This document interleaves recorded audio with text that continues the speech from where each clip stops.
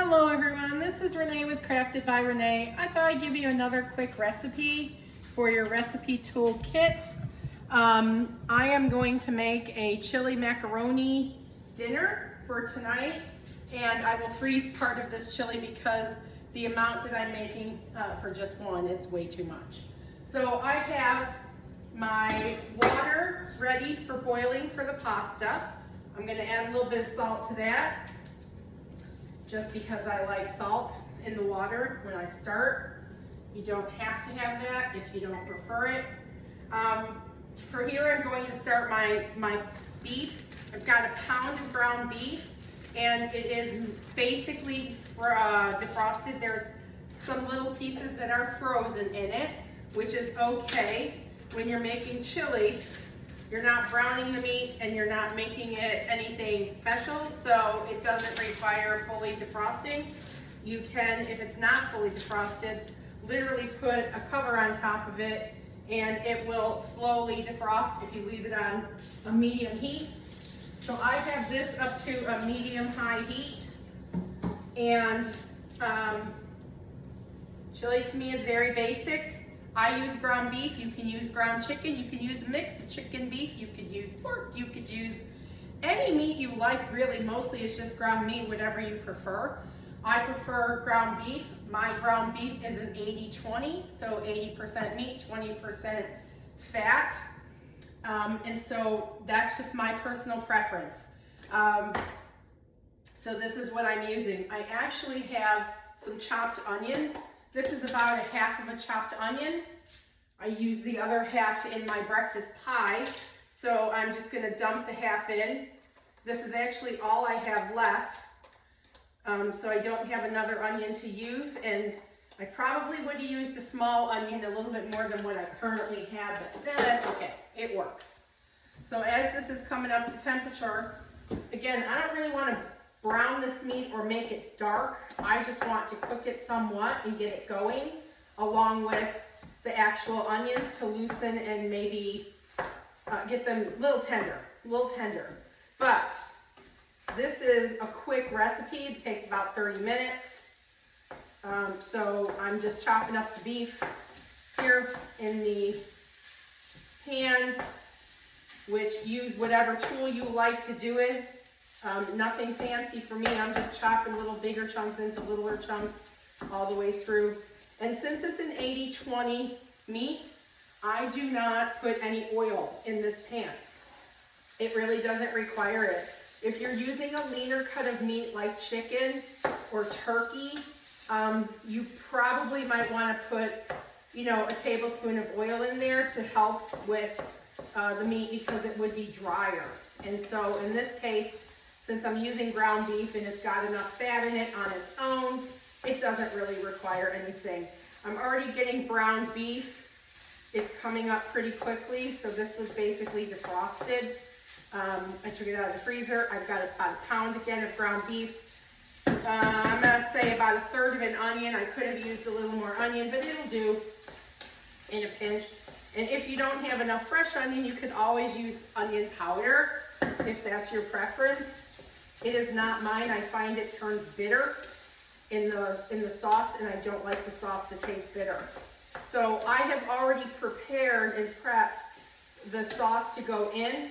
I use 1 can of diced tomatoes and one can 15-ounce diced tomatoes and 1 8-ounce can of tomato sauce, not tomato paste. And we'll need some chili powder when we get there. So this is already smelling really good. It smells like a broken up hamburger. It's delicious. So once I get my meat mostly brown, or getting there browned, a lot of it is browned, then I start adding in all the spices. I usually wait until the meat, it's releasing the juices. So I'm getting a lot of released juices in here. And so I generally will wait till the juices start releasing before I start adding spices. Because again, I don't want anything to burn, and I want this to just be a cooked meat. It's not going to be a browned meat like a hamburger. It's just going to be a cooked meat. So for every pound of meat that you have, it's 2 tablespoons of chili powder. In fact, every pound of ingredients you have is 2 tablespoons of chili powder. So this has already come up to temperature because again, I'm on a medium-high heat here. I'm going to start putting in all of the things I love. Now I took out a measuring spoon and I use regular tableware. I do not use measuring spoons that you measure with. But I usually do, again, it's for me about 1/2 teaspoon of pepper. I'm going to use around 2 tablespoons of garlic powder. I prefer garlic powder to garlic. I know a lot of people like it, but I find that the garlic really has no flavor because it's been sitting in water and it's just, I don't know if it's I don't know. It just doesn't taste the same to me. So I've added in my garlic, my pepper. Oh, I inhaled that a little bit. And then I'm going to add a little bit of salt. Now, because my tomatoes, the tomato sauce and the diced tomatoes already have sauce, I don't go crazy with the sauce. There's going to be, more than 2 pounds of food in here, but I usually start out with a teaspoon of salt for the whole pan, and then I go from there because, again, it all depends on your taste buds, but I almost always undersalt all of my food. I would rather add salt to it at the table when I'm eating rather than having over-salted food that I don't want to eat. So I am actually ready. I actually have this ground beef. It's actually kind of boiling. I've got a lot of liquid in there. I do not drain the meat or the fat because, again, I added no fat. So this is the only fat that is in here. It's the liquid that's coming actually from the meat and the fat. So I leave that when I'm making chili, unlike when I make other foods with the hamburger meat. I will drain the fat, but in this case I won't. So I am going to put, it is 1 tablespoon of chili powder per 1 pound of meat or 1 pound of product. And in my case, I'm not only putting meat in here, I am actually putting Great Northern beans in here that I've drained.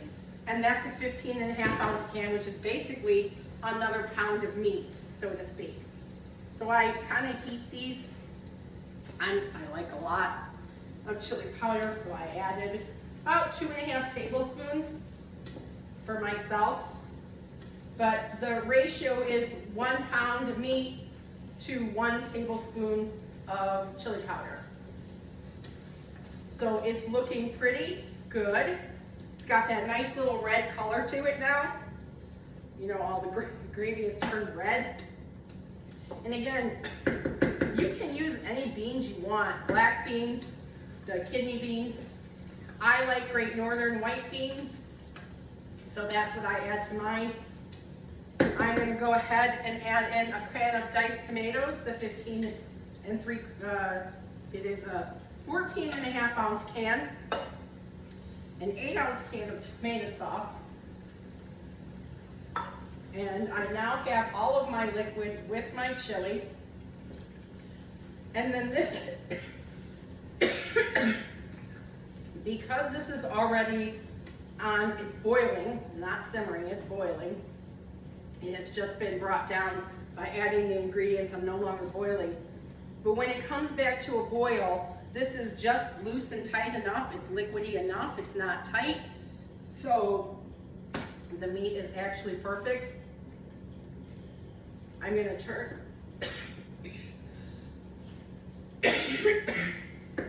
Excuse me.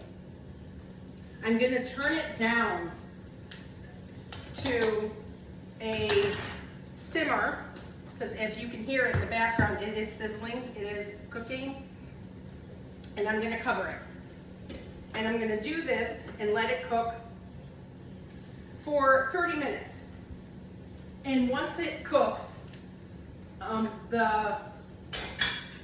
I taste it and I adjust all the spices, whether that's the garlic, if I think it needs a little more garlic, pepper, salt, cayenne. I didn't put the cayenne pepper in. I'm going to sprinkle it. I use about 1/8 of a teaspoon to 1/4 of a teaspoon, depends on how hot I feel like I want it.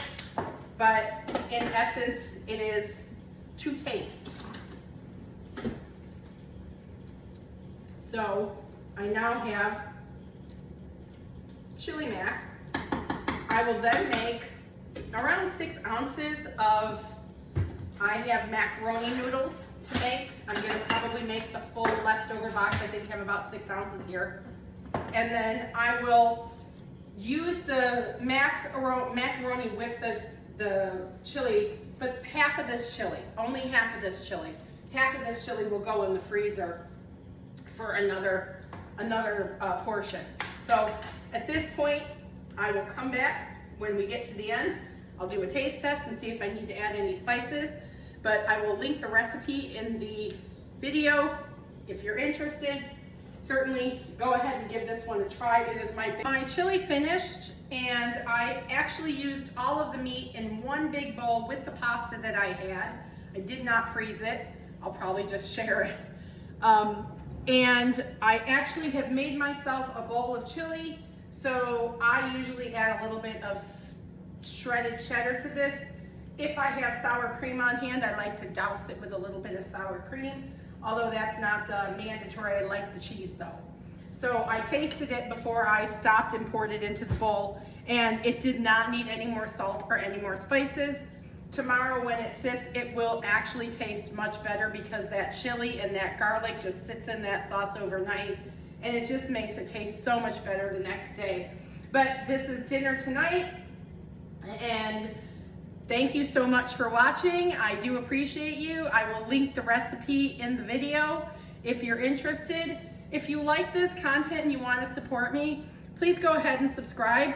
If there's something that you'd like me to make, that you would like to know, something simple, something more difficult, go ahead and send me your comments, because I would love to try to cook things for you to help you out.